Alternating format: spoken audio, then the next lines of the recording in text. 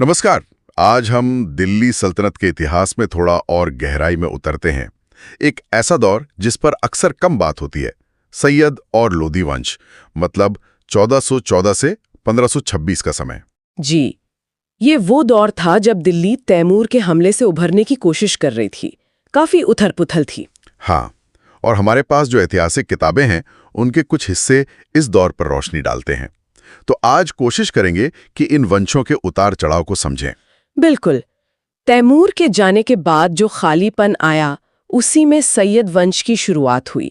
संस्थापक थे खिज्र खान 1414 में। अच्छा, खिज्र खान। लेकिन इनके बारे में एक दिलचस्प बात यह है कि इन्होंने सुल्तान की उपाधि नहीं ली। ये रैयत आला क्या था? हाँ, ये बहुत महत्वपूर्ण है। वो खुद को रैयत आला कहते थे, जिसका मतलब था तैमूर के वारिसों का प्रतिनिधि। ओह, मतलब वो खुद को स्वतंत्र शासक नहीं दिखा रहे थे। एक तरह से हाँ, ये उनकी राजनीतिक समझ थी। तैमूर का दबदबा इतना था कि उसके नाम का सहारा लेना पड़ा। उन्होंने अपने सिक्कों पर भी तैमूरी शासकों का ही नाम रखा। और वो पैगंबर के वंशज होने का दावा भी करते थे। जी, वैधता के लिए ये भी एक तरीका था उस दौर में। पर असल ताकत तो तैमूरी समर्थन से ही दिखानी चाहिए। तो उनके बाद उनके बेटे मुबारक शाह आए। उन्होंने तो शाह की उपाधि अपनाई। हाँ, मुबारक शाह 1421-34 पहले सैयद थे जिन्होंने शाह यानी सुल्तान की पदवी ली और अपने नाम के सिक्के भी चलाए। तो शायद तब तक थोड़ी स्थिरता आ गई होगी। कह सकते हैं, या शायद ये उनकी अपनी महत्वाकांक्षा थी। उन्होंने मुबारकाबाद नाम का शहर भी बसाया, यमुना किनारे। और तारीख़ मुबारक शाही किताब वो इन्हीं के समय लिखी गई? जी बिल्कुल, याहिया बिन अहमद सरहिंदी ने लिखी थी। इस दौर को जानने के लिए ये एक अहम स्रोत है। फिर आए मोहम्मद शाह 1434-45। इनके समय में बहलोल लोदी का नाम काफी सुना जाता है। हाँ, बहलोल लोदी तब काफी ताकतवर हो गए थे। मोहम्मद शाह ने उन्हें पुत्र कहा और खाने खाना की उपाधि दी। खाने खाना, ये कोई बहुत बड़ी उपाधि थी। जी हाँ, सल्तनत की सबसे ऊंची उपाधियों में से एक। ये दिखाता है कि बहलोल लोदी का कद कितना बढ़ गया था। हालांकि मोहम्मद शाह का अपना शासनकाल काफी साजिशों से भरा रहा। और फिर आखिरी सैयद शासक अलाउद्दीन आलम शाह, इनके बारे में तो कहते हैं कि इन्होंने खुद ही गद्दी छोड़ दी। हाँ, ये कहानी सैयद वंश की कमजोरी का सबसे बड़ा सबूत है।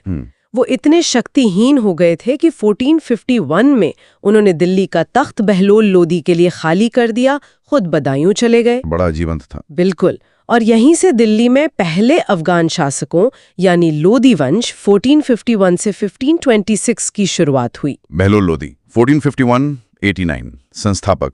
हालात तो काफी मुश्किल रहे होंगे उनके लिए। बहुत मुश्किल, लेकिन उन्होंने ना सिर्फ सल्तनत को संभाला बल्कि जौनपुर जैसे मजबूत पड़ोसी राज्य को भी आखिर में दिल्ली के अधीन कर लिया। उनकी एक खास बात और थी, वो अपने अफगान सरदारों के साथ बराबरी का बर्ताव करते थे। जी, ये बहुत अनोखी बात थी उस समय के लिए। वो उनके साथ कालीन पर बैठ जाते थे।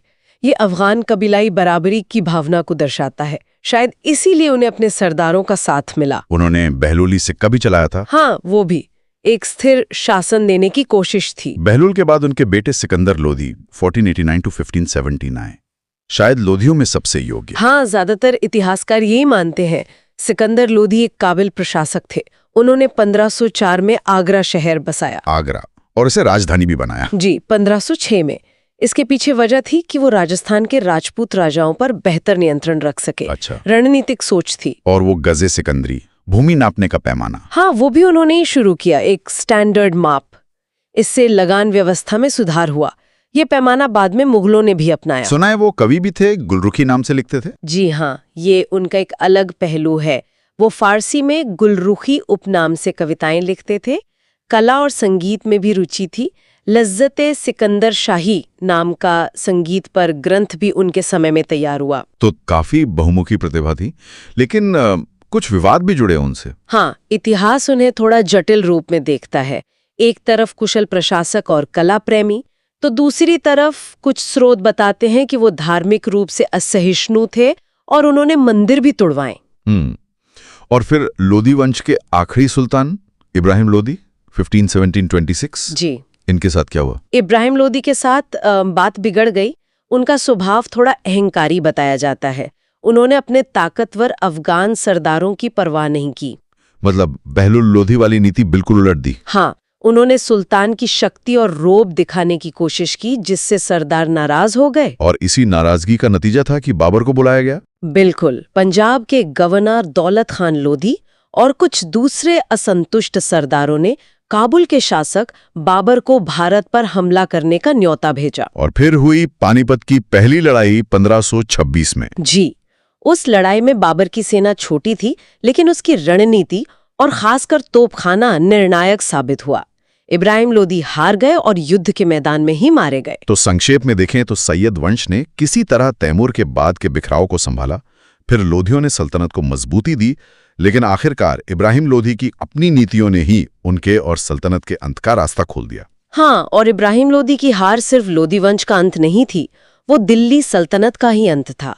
लगभग 325 साल का शासन खत्म हुआ और भारत में मुगल साम्राज्य की नींव पड़ी। बिल्कुल, एक नए युग की शुरुआत हुई। ये वाकई सोचने वाली बात है कि क्या किसी शासक का व्यक्तिगत स्वभाव, जैसे बेलोल का मिलनसार होना या इब्राहिम का अहंकार, सच में इतने बड़े साम्राज्यों के बनने और बिगड़ने की वजह बन सकता है? इतिहास शायद ऐसे ही बड़े राजनीतिक घटनाक्रमों और व्यक्तिगत किरदारों के धागों से बुना जाता है।